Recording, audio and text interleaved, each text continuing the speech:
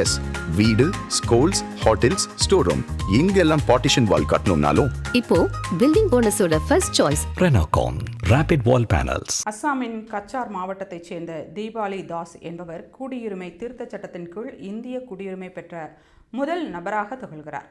வங்கதேசத்தின் சில்ஹெட் மாவட்டத்தை பூர்வீகமாக கொண்டவர் தீபாலி. 1987 திருமணம் செய்து கொண்டு 1988 பிப்ரவரி 7 தனது கணவருடன் இந்தியாவுக்கு புலம்பெயர்ந்தார். 2013 இவரது குடியுரிமை குறித்து விசாரணை தொடங்கப்பட்டது.